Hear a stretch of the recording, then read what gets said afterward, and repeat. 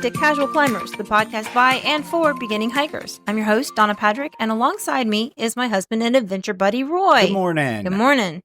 So in this podcast, we provide you with tips, tricks, and reviews of some of the many hiking trails in the Blue Ridge area. Now, we may be unfit hikers. We're definitely unfit. And we felt it a little yesterday. But we love the outdoors, and we want to share our experiences with you. So in this week's Trail Snacks episode, we discuss Wolf Creek Falls Trail in Cherokee National Forest in Tennessee. This short trail rewards you with a wonderful waterfall view. So what do you say, Donna? Ready to get started? Let's go. So here's Wolf Creek Falls Trail by the numbers.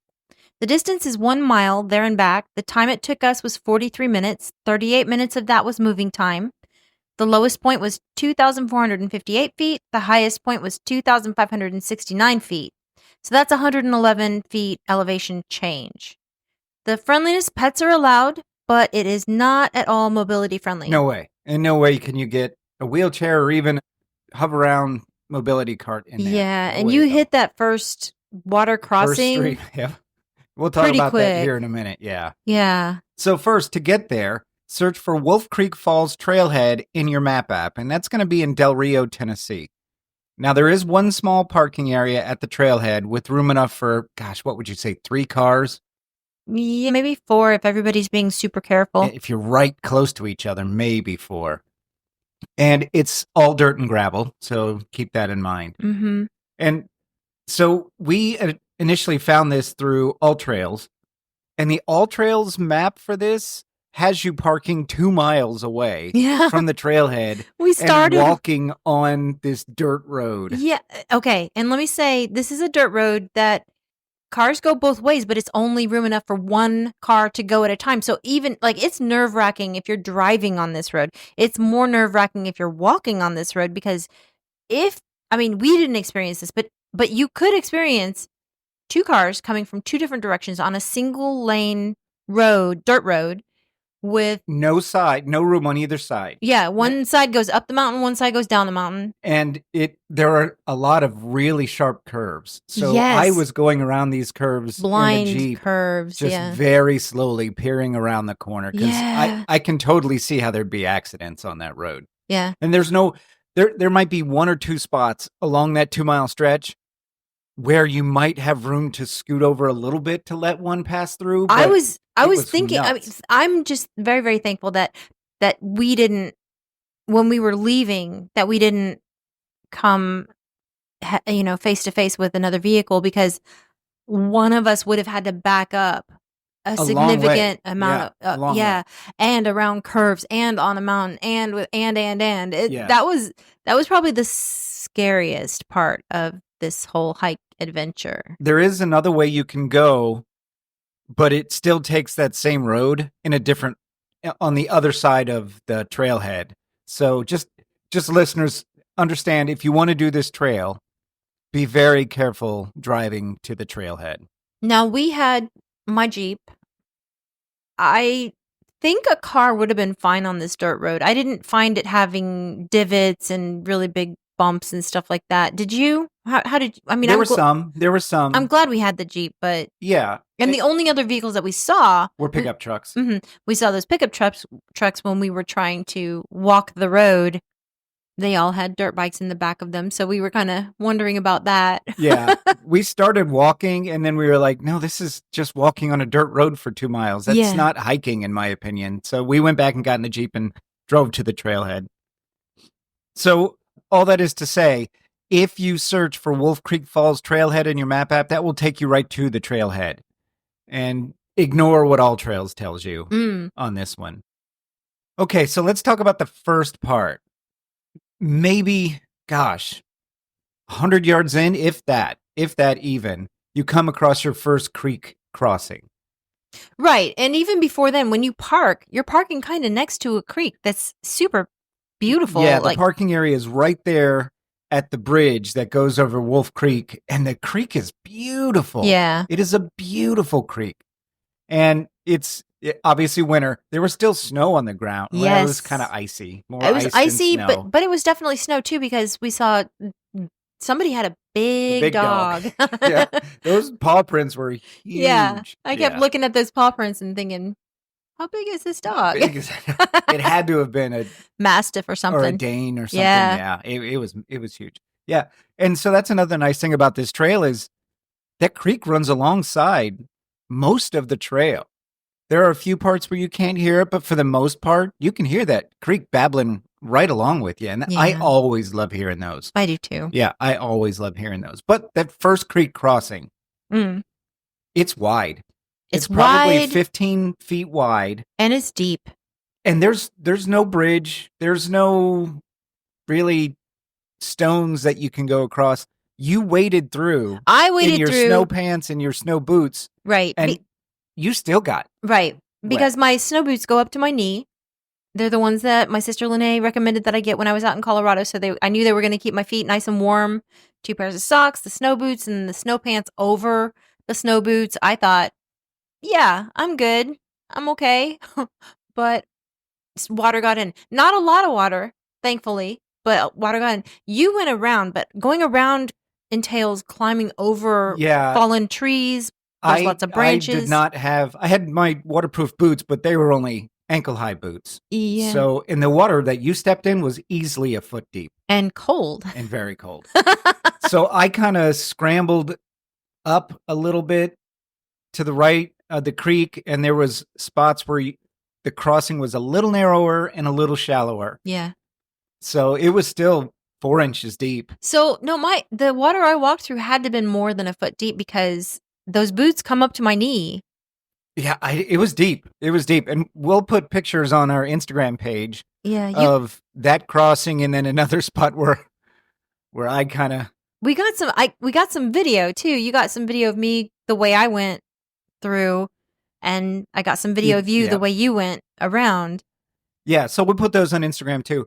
I'll give you 2 options, but the option I took is definitely not the trail option. You kind of have to scramble over some rocks and down trees to get to it, and then cross and then scramble back down to the trail. It's not too far out of the way, but either way, you're going to have to cross and get your feet in the water. There's no way to dry this. Yeah. You can't cross it dryly. But your feet stayed dry for that crossing, right? It did. Yeah. Okay. Yeah.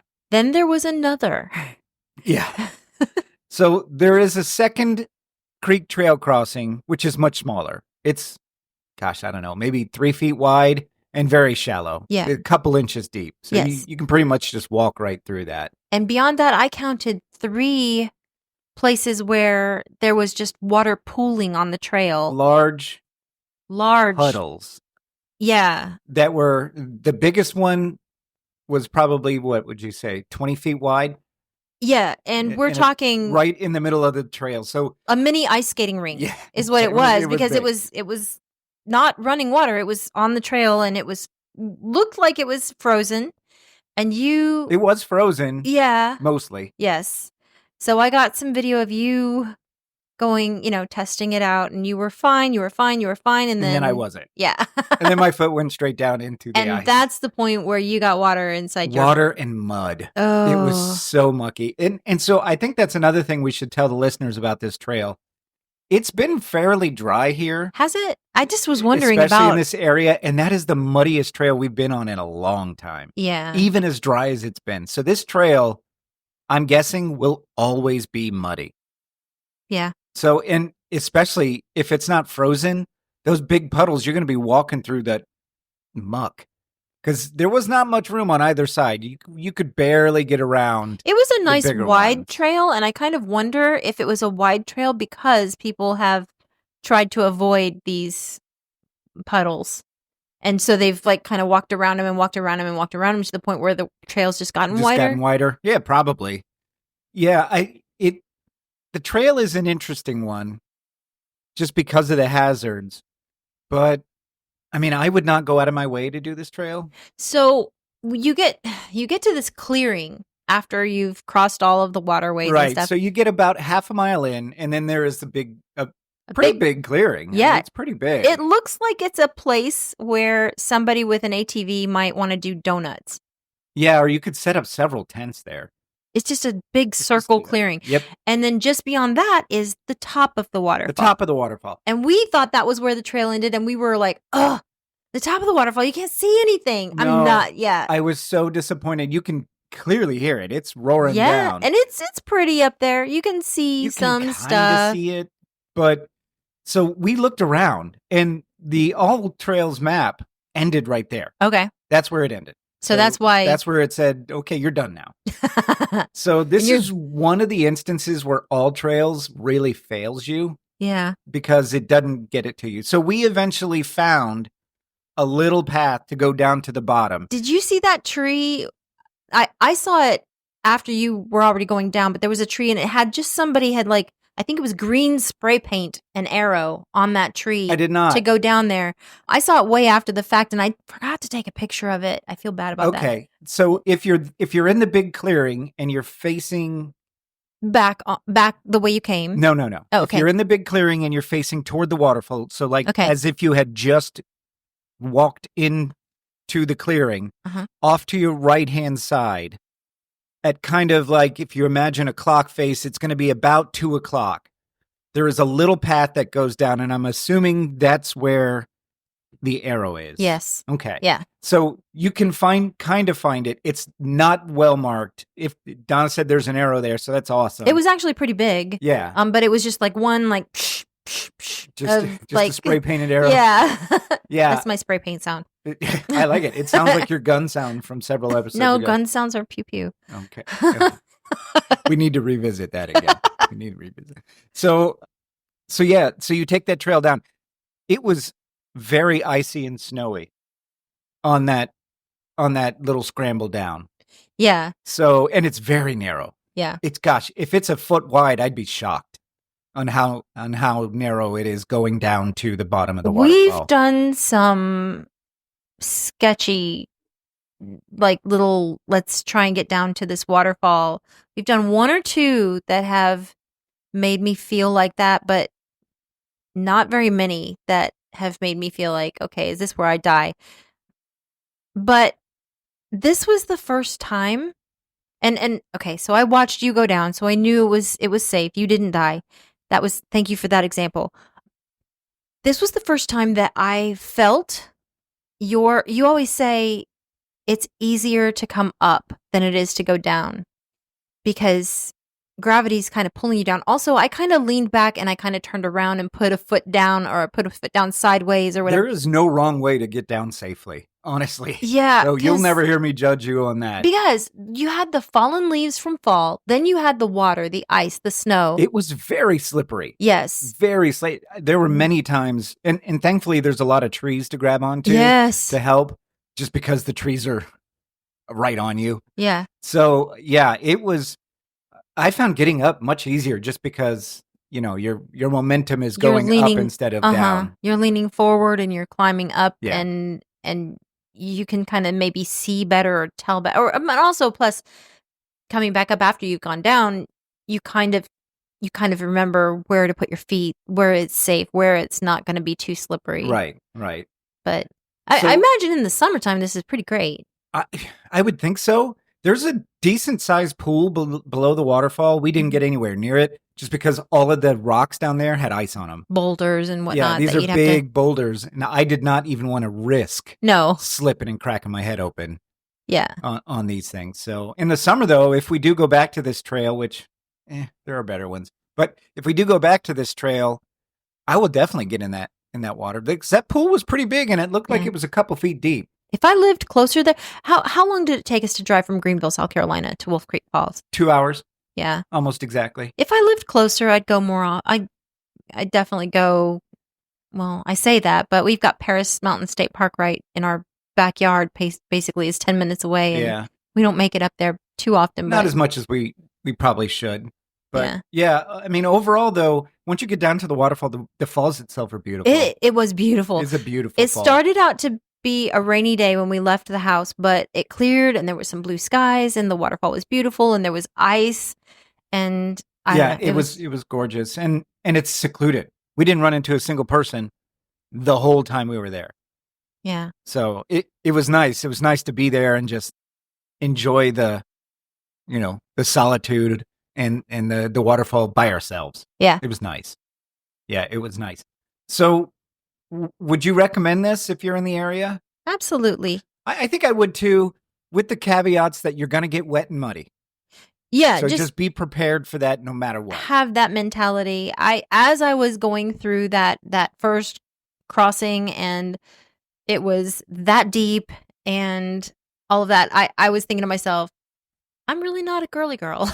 You are not a girly girl. No, you're definitely a mountain girl. I'm not worried about breaking a nail or my hair. Well, I am a little bit concerned about my hair not being in place, but not too badly. No. But yeah, if I'm willing to walk through the stuff I walked through yesterday, then I'm good for. I mean, we're a year into this hiking adventure, so I guess I should have. I'm a Taurus, and sometimes I take a while to decide things. So yeah, I think I am good with hiking. Yeah.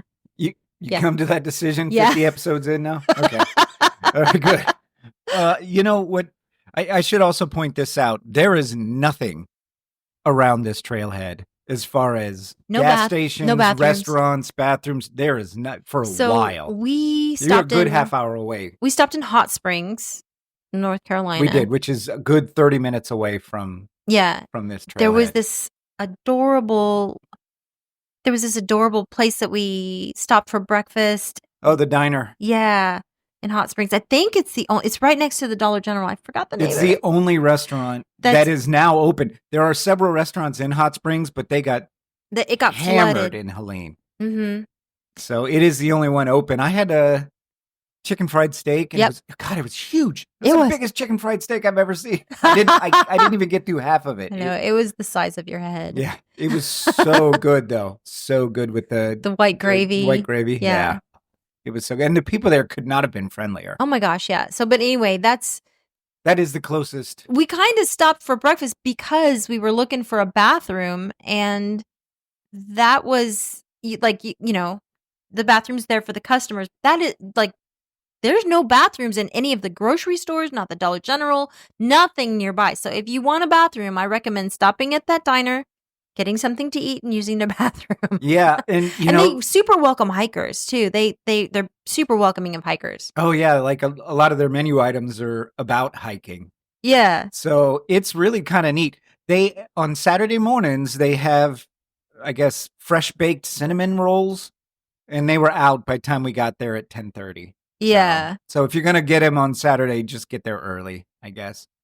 But yeah, I would recommend this hike too if you're close. It's not something I would say go out of your way for, because if you want a short waterfall hike, and we covered this, in an earlier episode in 2024, 5 short waterfall hikes. So go back and listen to that one if you want really short waterfall hikes. But it's pretty great. Yeah, the diner is called the Smoky Mountain Diner, and it is right there in Hot Springs, and it was nice. Yeah, it was nice. They had a good size seating. There's not, I mean, Hot Springs is such a small little town, so there was maybe 10 tables in there, and another 3 or 4 outside. Yeah, something like that. Yeah, it was kind of cold, so I don't think nobody was outside. Yeah, nobody was outside. So yeah, how would you rate this? This hike? Yeah, piece of cake, break a sweat, feel the burn. If you're just gonna go to the top of the waterfall, which I don't recommend, it's a piece of. Well, not really, because you're going through that water. I mean, the distance wise, it's easily a piece of cake because it's very short. I think, but effort wise, it's a piece of cake effort because there's very little elevation change. If you're going to the top of the waterfall. Going to the top. If you're going, once you go down to the bottom of the waterfall, that's where you break out in a sweat from worry about, Yeah. So overall, it's probably a piece of cake hike. The only thing that pushes it past that in difficulty is the creek crossing and the mud, and then scrambling down to the bottom. And then scrambling back up because you got to get back to your car. Yeah. So pro tip on this one, bring a change of shoes and socks. Oh, yeah. Because they're going to get wet. 100%. Yeah. And if you drove 2 hours like we did, you don't want to drive with wet, muddy feet. Socks and shoes. Yeah. Not a good idea. So that's our show this week, guys. Wolf Creek Falls Trail in Cherokee National Forest in Tennessee. Short 1 mile there and back hike. Should take you about, I don't know, an hour if you linger for a while. I kept stopping and taking pictures. It was beautiful. Yeah. It was beautiful. Muddy, mucky, icy. So while the trail itself is easy, your footing is going to be challenging. So just keep that in mind. Yeah. And thanks so much for listening. Please like us and subscribe to us in whatever podcast app you use, and be sure to leave us a review because that's how our show grows. Feel free to check out our trail photos at casualclimbers.com or on Instagram at Casual Climbers Podcast. If you have a question, comment, or just want to drop us a line, you can reach us at casualclimberspodcast@gmail.com. So, Donna, I've been thinking a lot since we did this yesterday about waterproof long hiking socks. Mm. You know, because we have some quick dry short socks for when we're in summer and we do them. And I wonder if it wouldn't be good to put like neoprene socks on so that your feet don't get wet. Or if they do get wet, they'll stay warm because neoprene helps. Like, that's kind of like scuba diving gear. Yeah, exactly. But then I wonder, well, then that's going to keep any moisture in. So I don't want athletes. We'll research it. Okay, We'll I'm going to give that to you. That's your takeaway. Okay, that's your action item. I'll research it. Okay, that's your action item. Got it. Got it. All right, everybody. We'll see you out on the trail. See you on the trail.